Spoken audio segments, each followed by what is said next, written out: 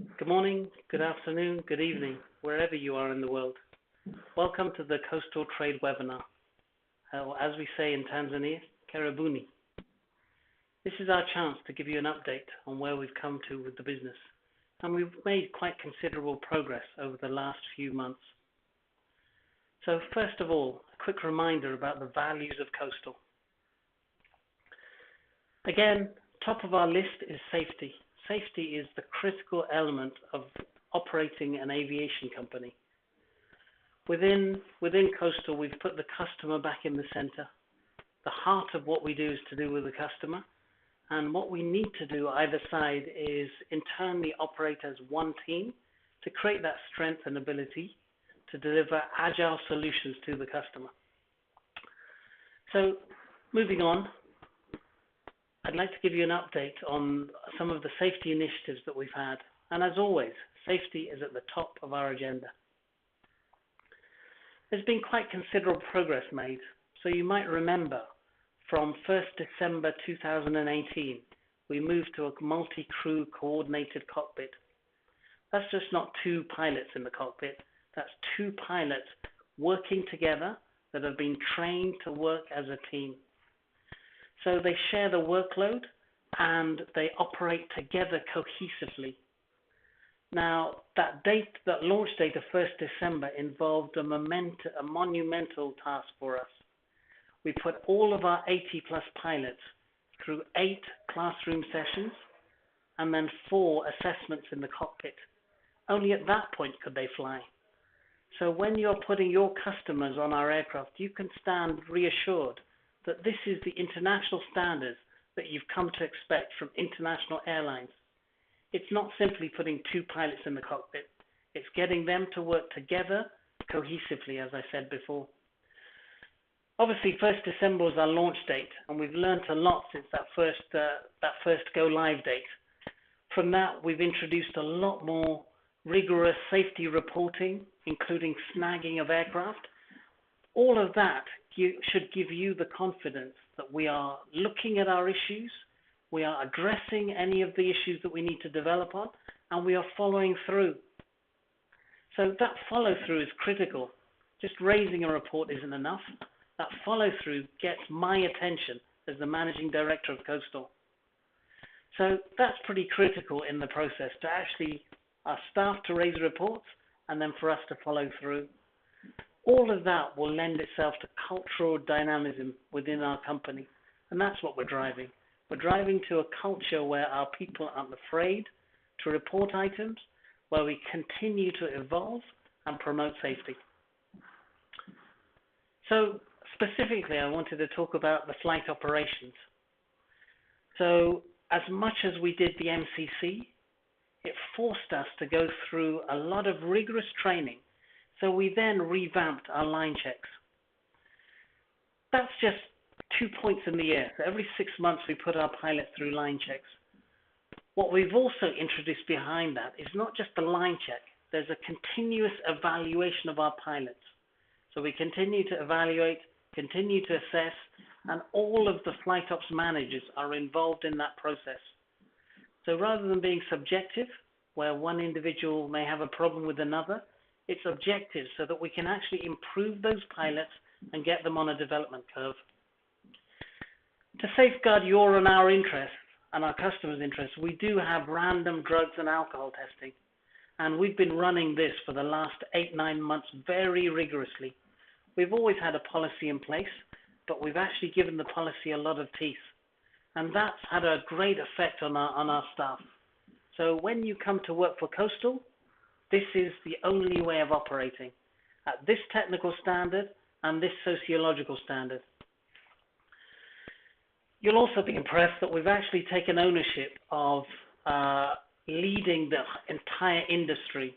So all of our competitor operators, we've invited them to a session to promote flight safety in the Serengeti. Now, the Serengeti in particular is a little bit of a difficult situation. It doesn't fall under air traffic control and any of the normal air traffic control towers in Tanzania. So easily, it is a bush operation, but what we want to put in is standards with all of our colleague operators that we all will follow to promote that safety. So really, through all of this process, we're promoting rigorous crew resource management, which will lead to better communications, better team working, and ultimately safety. So we did go live with multi-crew coordination, MCC, on the 1st of December 2018. That was just the beginning of our journey. The process continues, and we continue to evolve. So we'll keep you abreasted on all the changes that we make and all the developments of flight ops and safety, because ultimately that's the critical, most important success factor for all of our customers. So since then, we've had a lot of change within Coastal. What we want to now do is go back to basics and have the platform of what we're really all about. The Coastal that you've come to know and trust. We want to grab those values again and reassert them. So first off is I want to introduce you to our single number. So the number is +255, being the Tanzanian code. And then for ease of memorability, 699 999 999. So you've got 6 and then you've got 6 nines. So it should be quite easy to remember. The point of that one number is that you can reach anybody in Coastal through that number. So to put that in perspective, the org structure as it stands now, you'll see some familiar faces there. So Maynard Makumba, the Director of Flight Ops, he continues to lead that effort. We've introduced another role, Emile Delio, who is the Director of Flight Standards and Training. So what that creates is the checks and balances for the flight ops on a day-to-day basis.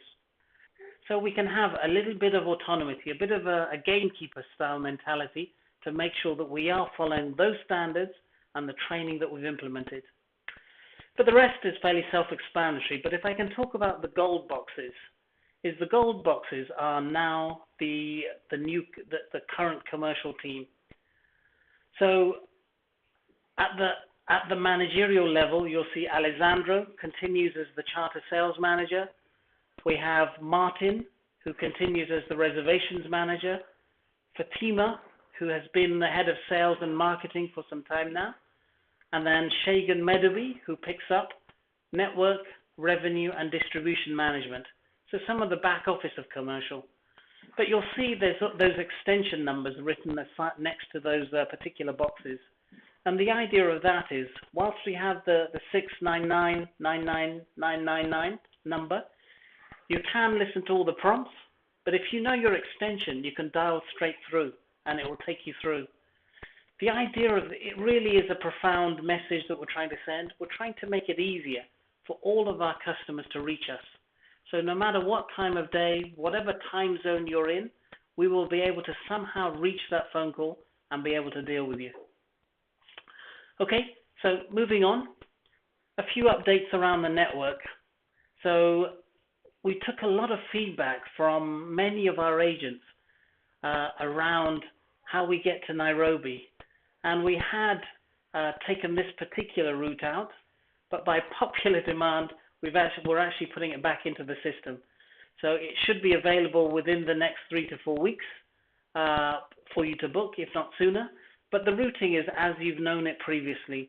So it's Serengeti, Musoma, clear customs and immigration, then straight on into Nairobi, Jomo Kenyatta, and then back in the same direction. The alternative that we'd planned actually created issues with the amount of time that your passengers stay in the park, but also in terms of flight time, it was a little bit longer flight. So this way around, we can take you from the Serengeti pretty seamlessly on into Nairobi to continue with your safari. Okay, so next development on Network 2 is we are introducing from the 8th of April a Dodoma connection. So Dodoma is the capital of Tanzania. So it gives us great pride to actually be able to connect our customers to that. So what we're planning to do is we're planning to operate a morning outbound journey and a return, and an evening outbound journey and return. And we'll start that, like I said, from the 8th of April, and we'll see how it goes.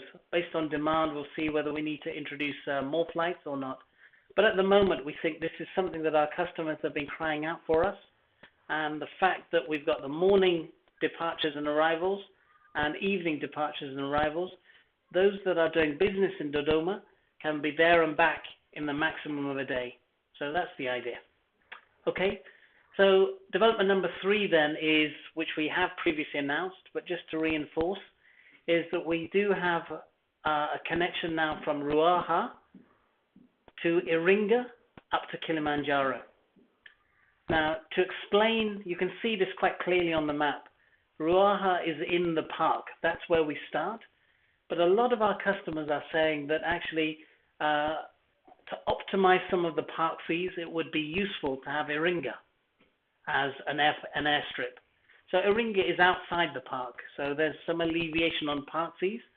But by that is then people can maximize their experience down in the south of Tanzania and still connect back on into Kilimanjaro. So we hope that that appeals to what your customers are asking you for and what's quite attractive. Okay, the 4th item on the network development, which gives me great makes me very proud to recount, is that we've had an AOC in Mozambique for a long time, but never really managed to make it work commercially for ourselves. This year we're going to push it quite hard, and we have one of our major agents who is very keen to develop Mozambique. So from the middle of June, we will introduce scheduled services to Vamizi and also a connection from Vamizi to Pemba. That particular agent, you'll know, is investing heavily into Vamizi. So there should be some really premium, elite, luxury apartments, lodges, and villas to participate in. So hopefully you'll find that quite attractive, and we can actually build that into a very long-term schedule and make Mozambique part of our network. Okay, that's it really from me, but I do have some questions that have been asked that I'll attempt to answer now.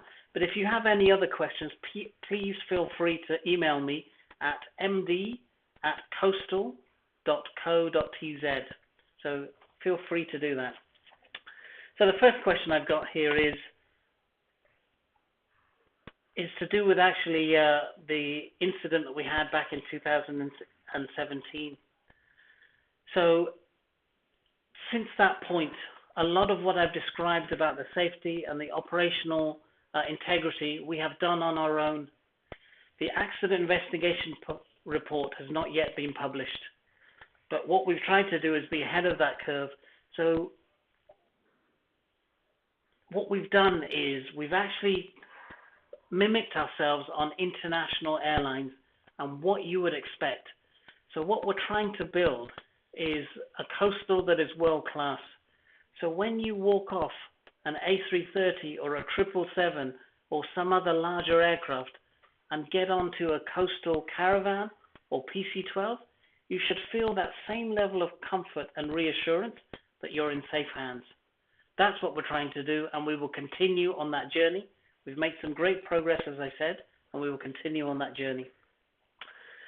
Another question on this sheet that we've been asked is around payment time limits and ticketing time limits.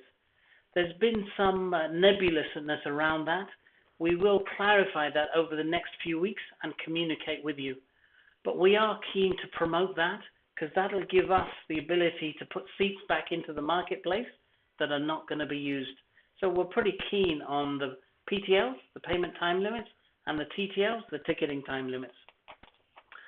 Final question I have from yourselves is, apart from Mozambique, Kenya, and Rwanda, does Coastal have plans to expand further in Africa?